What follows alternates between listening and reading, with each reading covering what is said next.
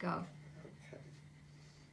My name is Sheila Tamara Rasnick, and I was born on September the 14th, 1929, so that makes me 93 years old.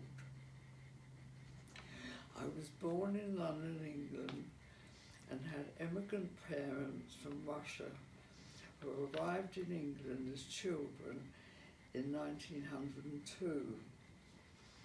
I'm the youngest of three children, had a brother who was 2 years older than me and a sister 7 years older. My early childhood was spent in the same house, and I attended the local primary school from the age of 4. My mother was a strict and angry woman, and my father a much happier man with a very loving nature. My family was Jewish, not ultra-Orthodox, but kept all the religious festivals and only ate kosher food. At the outbreak of the war, it was 2 weeks before my 10th birthday, and I was evacuated with my school away from my family, and my secure existence suddenly changed. I can remember standing with the children from my junior school in front of the local cemetery opposite the school. The weather was not cold, but I was wearing my winter coat, a backpack with a few clothes, a gas mask in a cardboard box over my left shoulder, luggage labels with our names and addresses pinned to our lapels.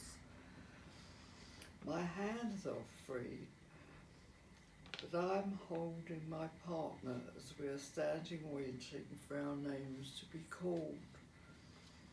We had been told that we were being evacuated from London to the country to be safe in it if there's a war against Germany.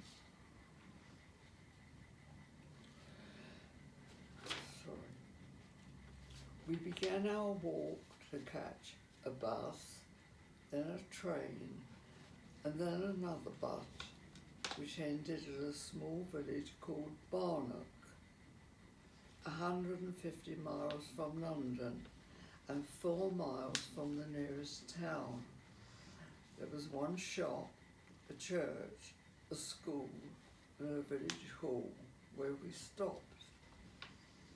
When the villagers arrived, they were asked, "Will you take 1 or 2 or 3 children?" I was welcomed by Mr. and Mrs. Curtis, who had 2 young children, and I called them my Barnock mum and dad. They were so good to me, and I stayed in touch with them until they died many years later. Our teachers were with us and taught us in the village school. It was so strange for me to live away from home at a large town and live in a village with cows, fields and singing nettles, which were all alien to my former life. But although I was homesick, I enjoyed the villages and learning to swim in the nearby river when the weather was good.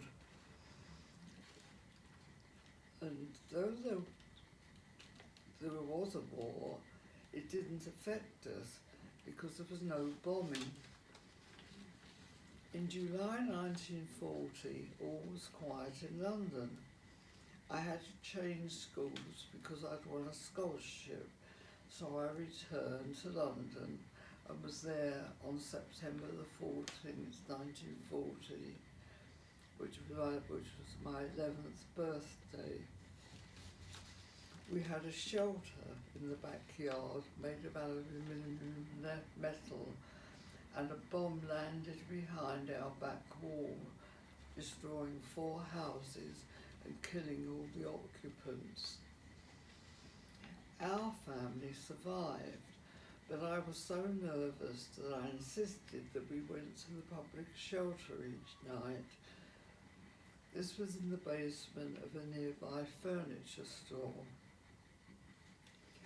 When 300 people were killed nearby one night, it was decided by my parents that I be evacuated again from London. So in October 1940, my father took me on a train 36 miles from London to a town called Bishop Stortford to continue my education and join my grammar school with 500 other students who were already evacuated there. I was fostered with a Mr. and Mrs. Huckett, who I called Auntie Doris and Uncle Dick, who were so good to me, and I stayed in touch also with them until they died. I was very lucky to have 2 stable homes in the war, and I stayed with them for 4 years, returning home in 1945 before the end of the war, because my teachers who taught my subjects for my exams had returned to London. Then I experienced doodlebugs, pilotless planes that flew from Germany. There was a loud noise and then silence, and this thing would fall from the sky and either explode or land as an unexploded bomb that needed to be destroyed. It really was frightening.